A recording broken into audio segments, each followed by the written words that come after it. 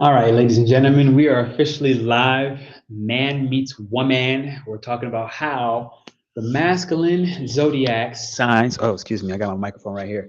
Ladies and gentlemen, we're live, already laughing, talking about how as I get a little closer to her, come here, how the masculine zodiacs impregnate the feminine zodiacs. All right, ladies and gentlemen. So this is actually going to be a tremendous joy today. Man meets woman is the topic line that we decided to go ahead and go with. And this is an exciting one, right? So we know that there's 6 masculine zodiac signs, right? All the fire and all the air signs.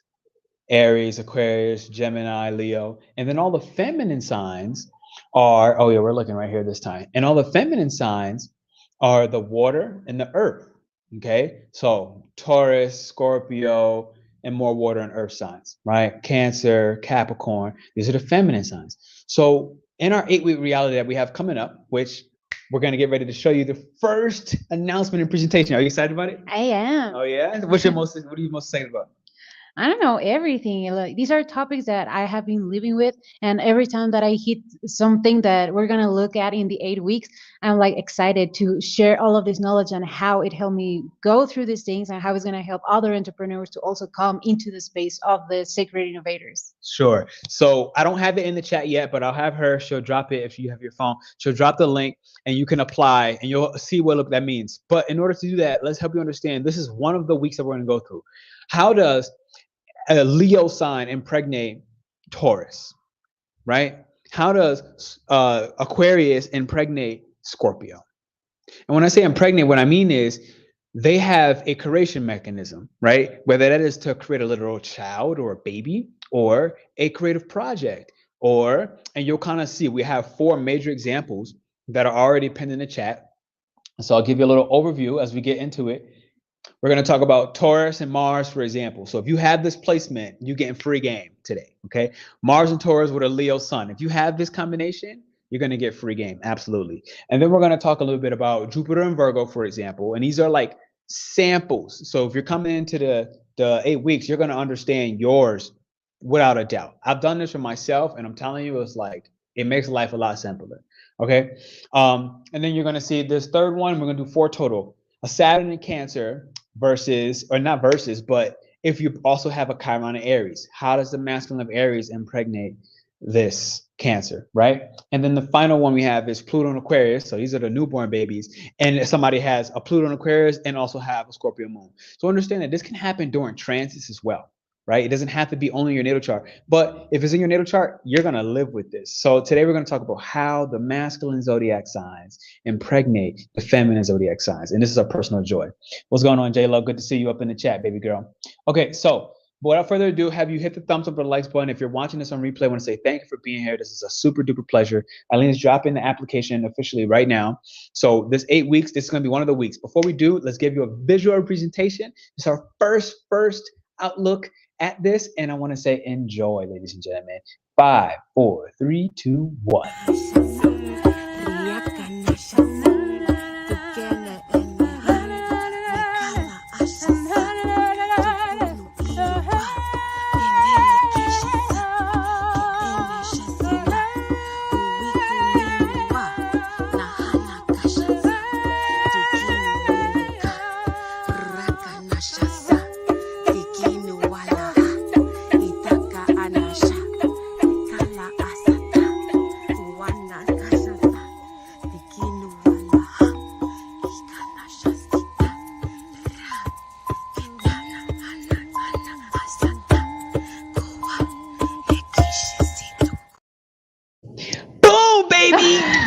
Yeah, so Eileen and I put that together, and it's really, you see the excitement in my face, like, if that video doesn't excite you, I don't know. That's her singing in the background. That's me playing the drums. That's the people who came to the retreat actually playing instruments, whether it was the sound bowl, you had the little shaker, right? And you had Jamie speaking the light language, for example, one of the women in the retreat. So shout out to all of y'all. Yeah, contributed to this.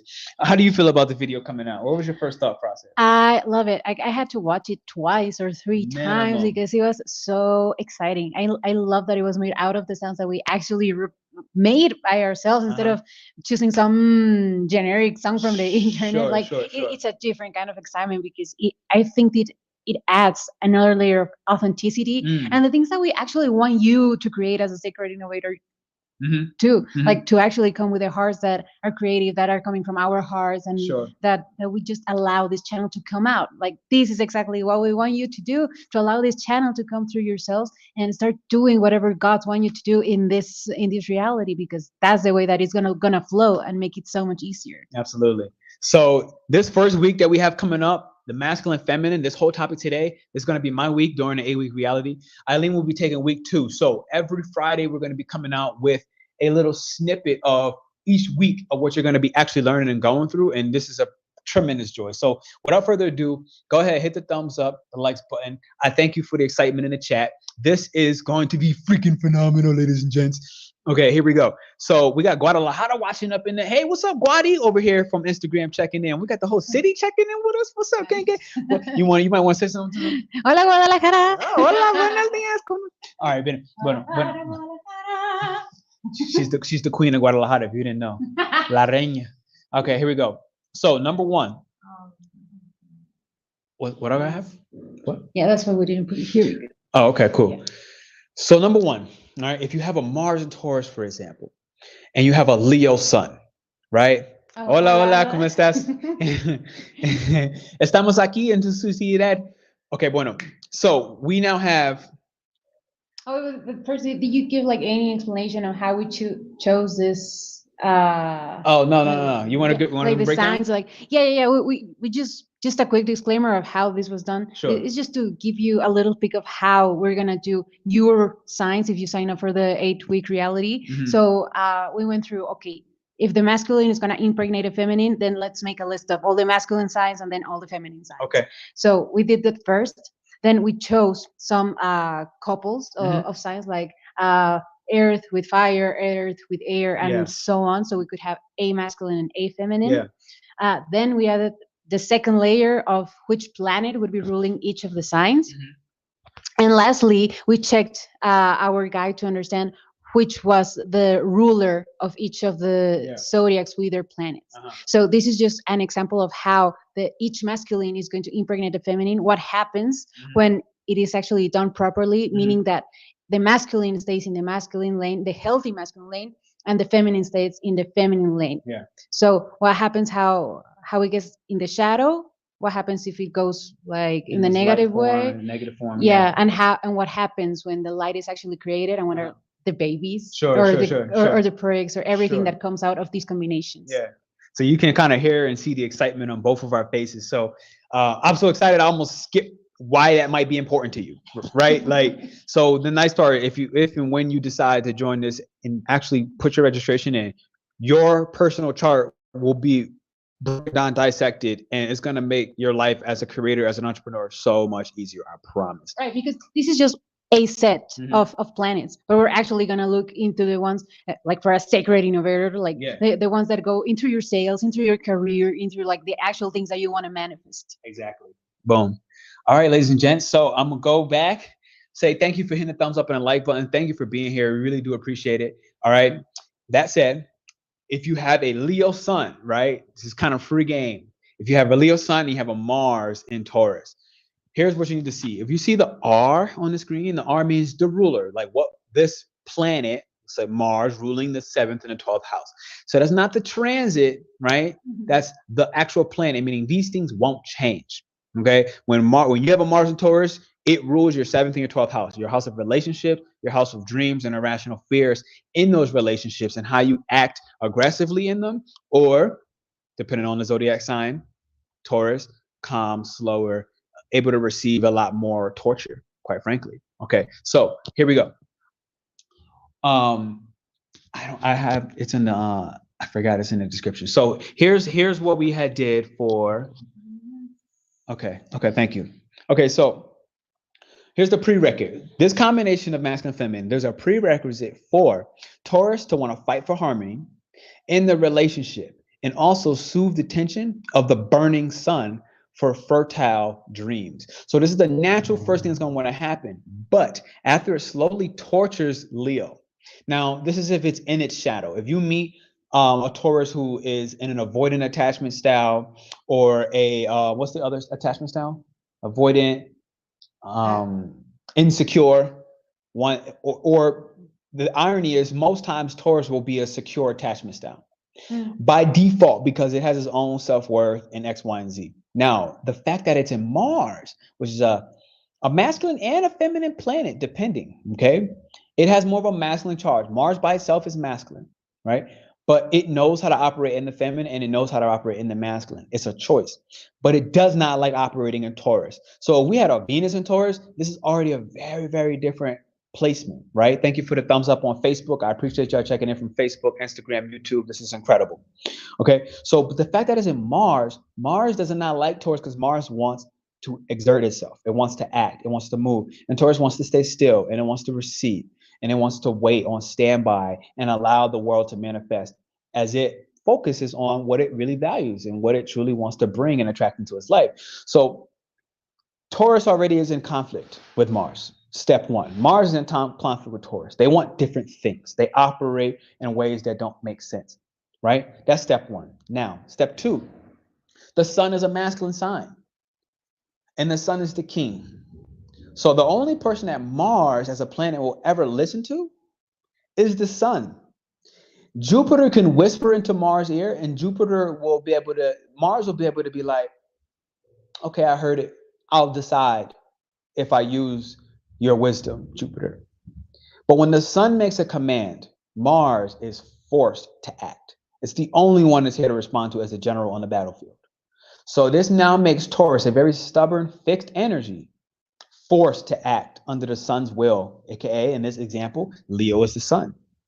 It doesn't have a choice.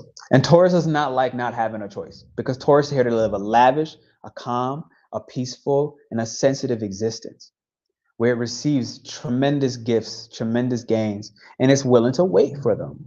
Mars is not willing to wait. The sun in the kingdom is not willing to wait for Taurus's individual needs because it's a personal sign. So in the beginning, a lot of times, Taurus will end up being very cruel. It'll be very manipulative. It'll manipulate the king, Leo, or it'll be the queen on the throne who has all the power, but she lets the king believe he has the power. And she falls into her shadow because there's a reason that the king is a king, right? There's a reason that the king is the masculine in charge. Not that she can't be, but she doesn't operate well here. So in the beginning, this equates to the sun basically burning Taurus out. And the sun has a lot of power here. And the sun cares about itself because you see, Leo is in the first house in rule. So it cares about its own primitive, what can be considered in Freudian psychology, the id, its primitive needs.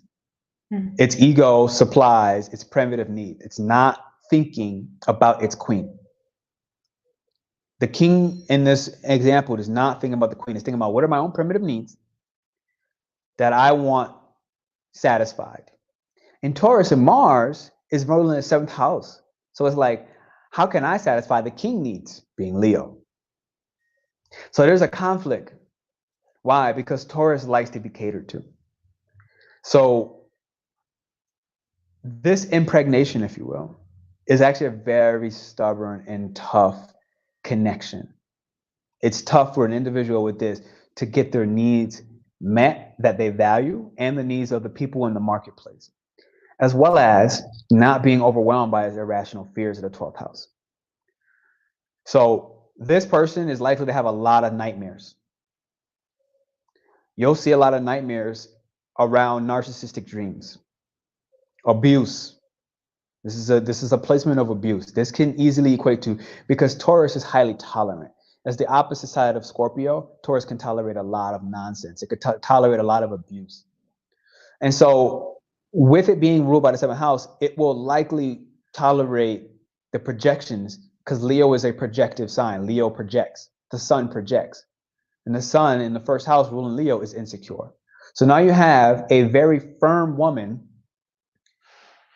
who's being overly tolerant, compassionate, and patient with someone who's actually insecure, which is Leo's sun in this instance.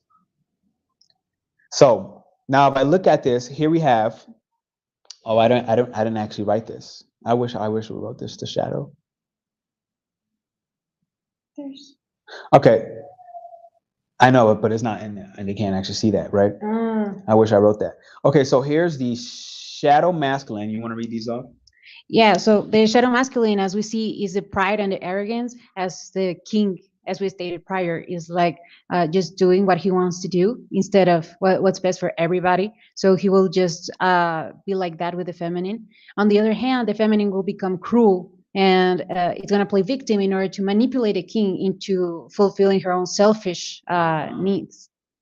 But on the other side, if everything goes right, the correct impregnation would be with the light feminine being empathetic and compassionate, so she can work with the king and like cater to his needs, so they can both have a happy and healthy relationship. And for the light masculine to be courageous and actually to go forward with the things that are good for both of them. Like let's remember that Leo is about generosity.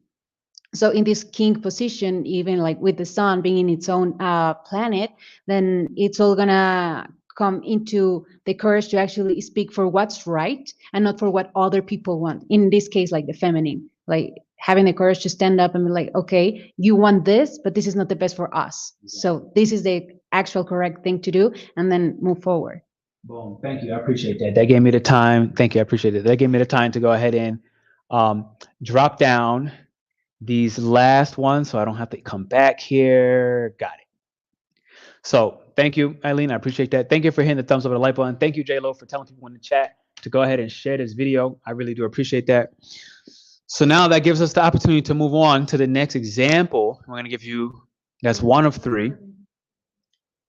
So this one is this one's complex, and it's the easiest. Personal opinion, okay? It's complex, and it's actually very easy. Why? Because we have Virgo and Gemini. These are neutral zodiac signs. So I'm going to give you a tip that I learned from one of my teachers in astrology. If you have a Virgo or Gemini, any of the fixed signs from 0 to 15 degrees, it turns out to be a fixed mutable. A mutable sign with fixed properties. Changeable, but stuck.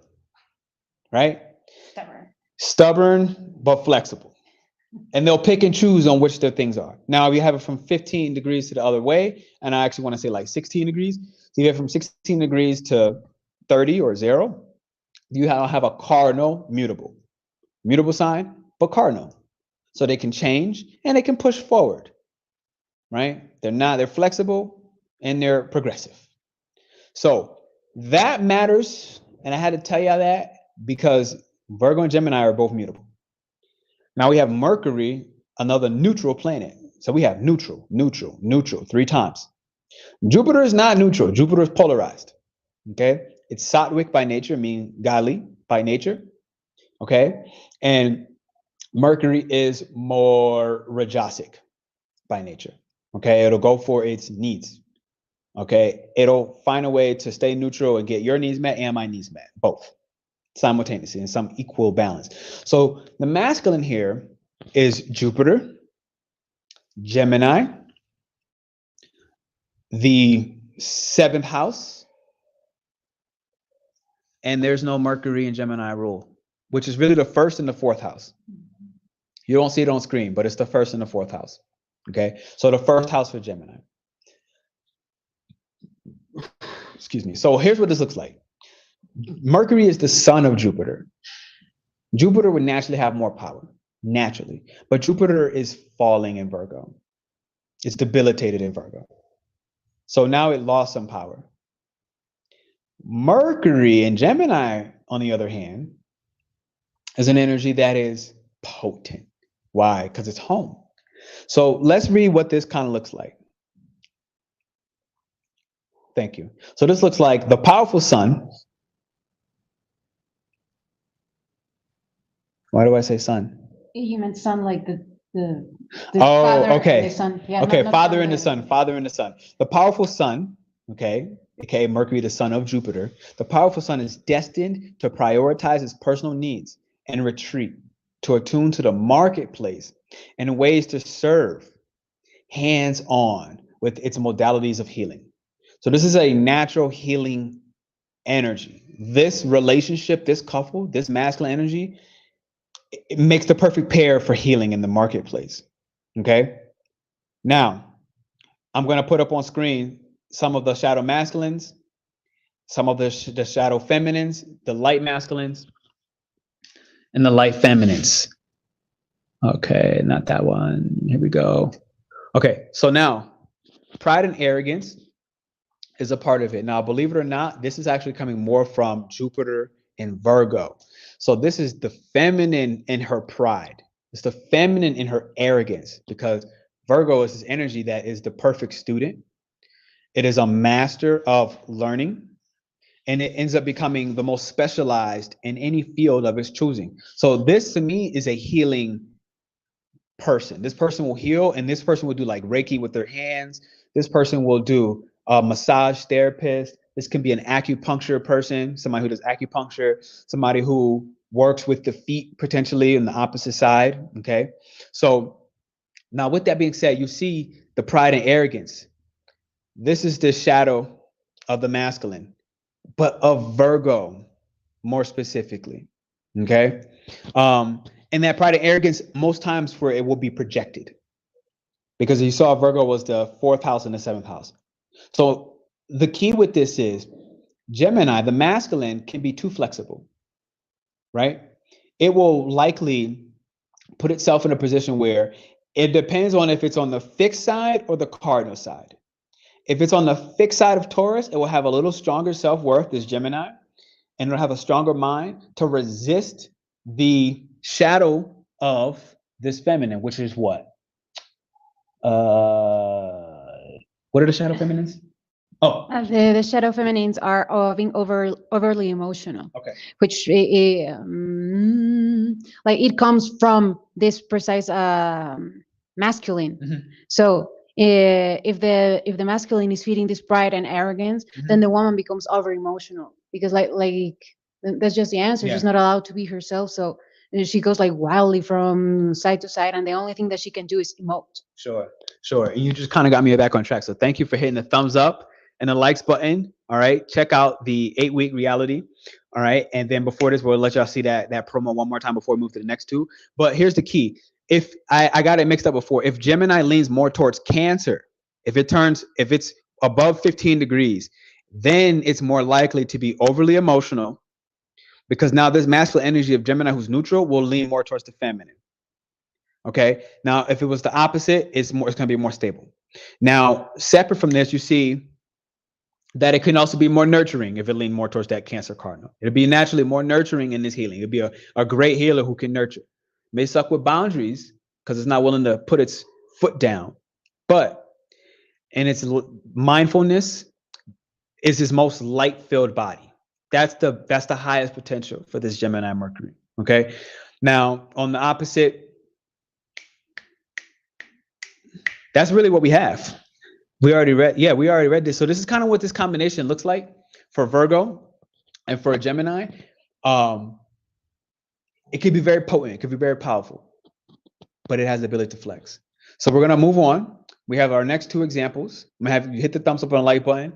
In the meanwhile, I'm going to have you watch this thing one more time. It's 44 seconds. So thank you for your patience.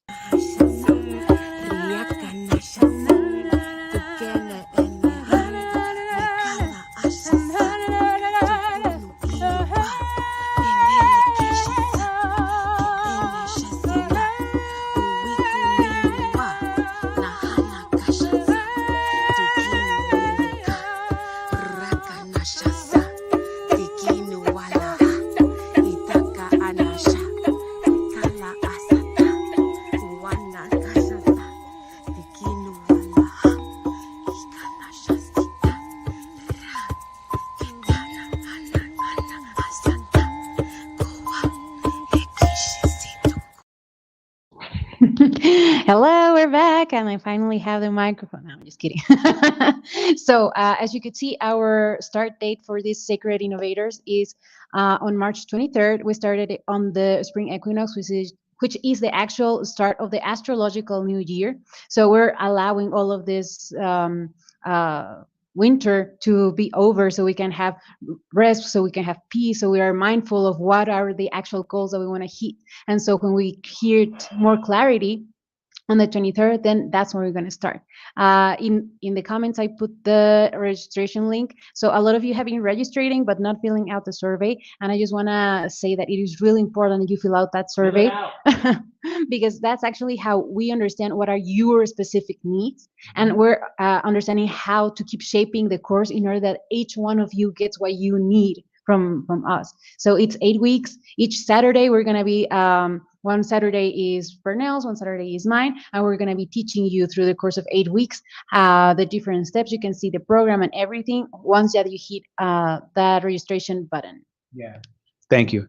So that's why you probably could tell, like, early bird. Yeah, hit her.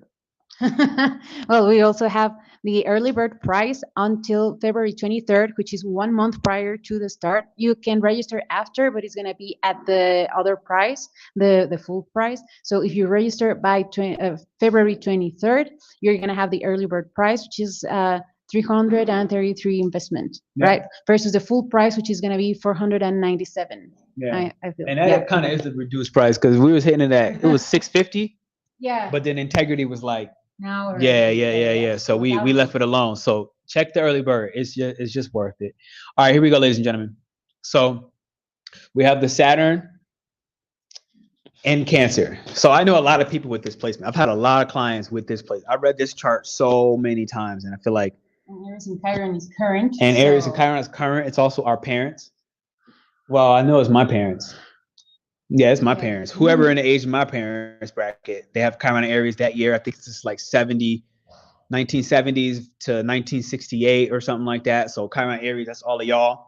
Okay, so here's what we have, right? This masculine, this feminine relationship will look like a continual masculine challenge to cleanse the psychological wounds, which physically have been stored as repressed emotions in the body. It will fill up the woman with his. Boom. So it will fill the woman up with insecurities. The woman will expand anything she touches, right? Anything you give her. So Aries is giving her insecurities, and she's gonna fill it up. She's gonna expand it. She continues to amplify that energy and the trauma, and it's likely for there to be passive harmony. So that's what this masculine and feminine relationship looks like. I know most of that doesn't necessarily seem positive, but there is positives to this, just like life and yin yang, right? There's positives and negatives to everything. So we're going to help you kind of better understand that. And let me see what this says. Shadow, feminine, insecurity. That's cruelty. Where is insecurity? I posted one of them twice? Mm-hmm. Crap. Really? Which one? No. It's just oh, it's the pride. It's the pride. Yeah, it's the pride here. Take this for a second. Yes. You can go off on that. Okay, so for here, the shadow feminine is insecurity and passiveness, which means like she's gonna acquiesce just to maintain the peace, just to maintain a harmony, which is still bad because she's not getting what she wants and she's not helping the masculine get both of their goals either. Then we have on the light side of the feminine, she becomes interdependent and tenacious, which means that she's finally able to stand up for herself, like doing the things that she wants to do, and also working with the man instead of just like letting him just push her over. On the other side, we have for the light masculine, he's independent and courageous again. So they're working together. He gets a better grasp of how to do the things by himself for himself, and to be courageous to actually meet these goals. And on the shadow masculine, he's controlling and emotionally numb. Because again, like we're talking about a wounded Aries. Yeah. So he doesn't actually want to deal with the emotions, which, I mean, it is hard, but at the end of the day, it's what is needed to be done in order for the actual peace to be reached. Because in the previous scenario, it was a fake peace. Yeah. And in this scenario, he's actually understanding and getting in touch with these wounded emotions, and he's able to stop controlling and just being able to work in together with the feminine side. There's nothing much more that I can say that's gonna go ahead and top that. In all sincerity, if you have questions about that, I'm gonna say go ahead and look in the chat.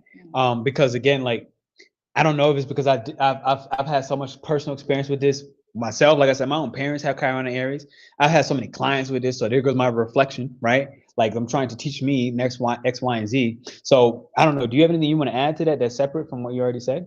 I mean, I feel like it was said, but it could be one of those things where we already studied this, so we Right. understand exactly what we're talking about. But again, if you have any If you have questions of questions, this one or the past ones, just yeah, let us know in the comments, and we'll yeah, be yeah, happy to. yeah.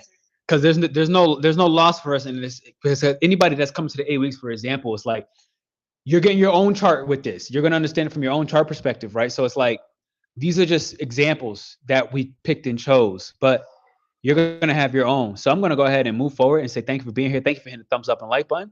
I'm gonna give you this last example, which I think is like, oh my god, right? Right now we're Pluto and Aquarius. Anybody who born on a Scorpio moon, all the children born this year for the next 20 years will all have a Pluto and Aquarius, right?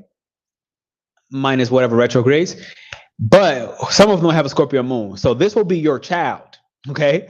Right? So you might be the first one in existence. There's no children existing right now, except for if it already passed. And the last couple, well, because Pluto and Aquarius has already kind of started. But has any Scorpio moons passed yet since it started? That's the question. Yeah. Okay. Every month there's a Scorpio moon. But it just started like a couple weeks ago. Oh. Right. So there's only a few Scorpio moon babies. I think it only cycled once. Yeah. All right. So here's what this looks like. What are the shadow feminines for this one? It's the co-dependent. It's this one. Okay. So go ahead. Let's do this. I kind of like how you read that last one. Go ahead, give me that one. Because you put your own little spice on it. Like I'm curious. I'm a student right now. I feel like maybe you explain that, and I shall explain the shadow feminine and Okay. the lights. Okay. All right. Cool. Yeah. Cool. Bang. All right. Here we go. So this masculine Aquarius, okay, which is also, excuse me, you see the 10th house and the 9th house. These are the masculine presences here. It rules the 9th house for the moon, and it rules the 10th house for Pluto. Okay. This masculine can handle the pressure of the feminine chaos, but it struggles to impregnate the woman, partially because it's fixed energies. It's not a forward moving energy, which leaves it basically riddled by fantasy. Fantasy is the main illusion without leaving the maze of the mental gymnastics that Aquarians will go through in this moment. So the baby, okay, is basically career focused only, and the ability to manage the systems for survival. Thank you. Thumbs up, baby. Hey now. And hey, thumbs up, baby. So the systems for survival, and a lot of that's because of Scorpio's energy. It's because of Pluto's energy. It's more driven and thought focused on survival. And it's like survival comes down to everything. So even in situations where survival, you're not in a survival, fight or flight mode, it will only want to be motivated to move forward to bring security to that. Now, here's the thing. Explosion is set to occur and subjective, whether it's good or bad, right? So when this explosion happens, it's like they're going to basically have the more mental gymnastics of this good, is this bad? And it's just going to basically be about the belief of that person. And it'll change from individual to individual, but they'll likely be trapped in that belief, even though there is a desire to change. And that desire to change is because the moon is fluctuating all the time. And the 9th house is about the beliefs, which are here as well to change. What allows those things to change? That's when your whole birth chart is kind of like in transits. That's when all the rest of the stuff comes in. So when you're in the 8 weeks, for example, we're going to help you better understand, like, okay, look, I know I got a lot of Aquarius, I got a lot of Scorpio. How do I work with this? Because it's I got all these dreams, I got all these ideas, and I'm not going anywhere. So what's the problem? Mm-hmm. So what you got for us? I'll move in. Okay. Oh, my bad. Bang. Okay, so here we can see the shadow feminine. It becomes co-dependent and inauthentic because she doesn't feel safe enough to be herself with all of these Aquarius. Because on the other side, the Aquarius is being on the shadow part. He's being cold, like detached and mentally abusive. So when the something so possessive as a Scorpio moon and so over emotional as a Scorpio moon comes with this cold detachment, like she feels it all. That makes her feel like codependent and just want to be with this person just because he's fulfilling her. And she's constantly trying to find this approval and all that he's giving is just a cold shoulder. So that's why she becomes inauthentic, because she starts doing this in order to please the masculine when it's not her actual self, just because she's ashamed or afraid to be judged, or that the masculine is not going to like her. But on the other side, when we hit the feminine, when we hit the light part, the light masculine has integrity and is organized enough where he's actually being true to himself. He's organized with all the steps to follow, because remember, like, this is a career baby. So as we hit these organization steps, everything becomes clear, and the feminine is allowed to just follow her path, just follow the man's path. And remember that everything that the masculine fits the feminine just explodes it. That's why the subjectivity of what the baby and what the explosion is going to be, it's good or bad, it depends on the person. Yeah. So when this happens, the actual light feminine is allowed to be authentic, which allows the creativity to come out.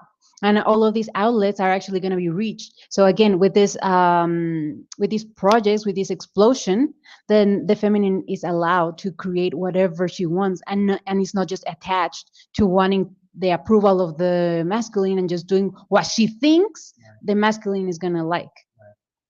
Right. And that is man meets woman.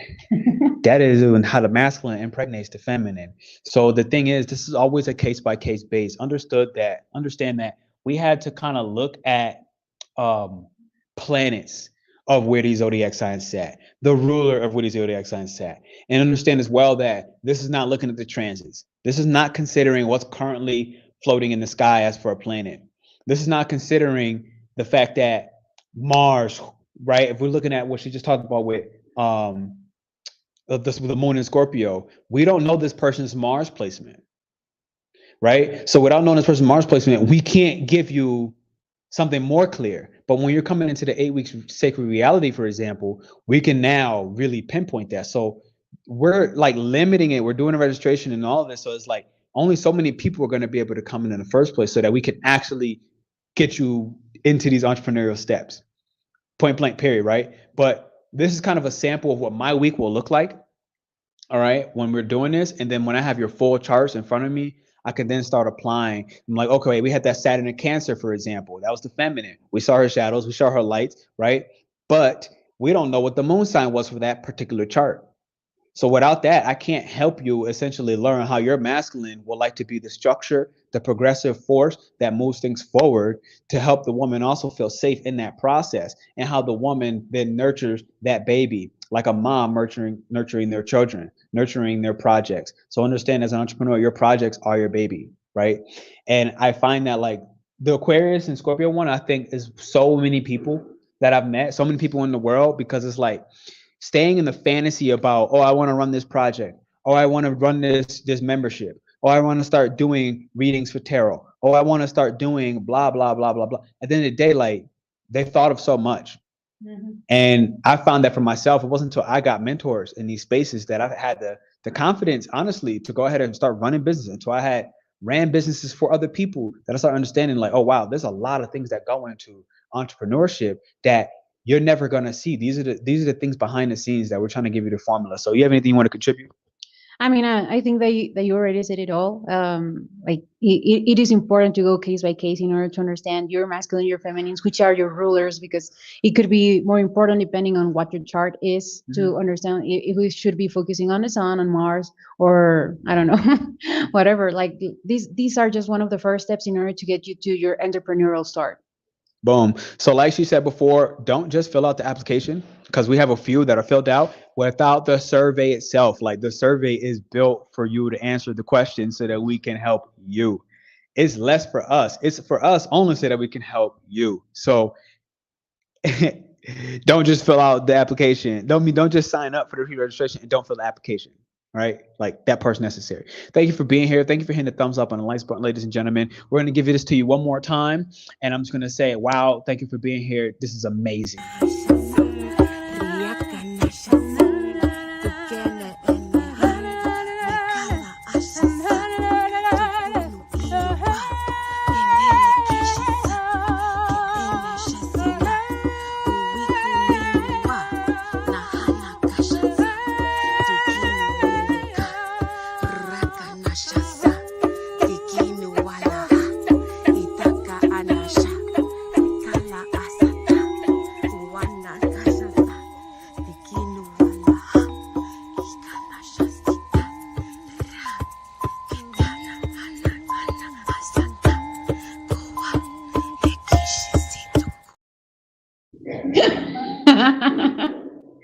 He's not frozen. He was just that excited. So hey, let me remind you all that we start on March 23rd. The early bird price is going to be here only until February 23rd. So get ready. Hit that buy me a coffee, get the registration, please fill out the survey, and we're going to see you soon in the sacred reality. All right, it'll be pinned. Ciao, ciao.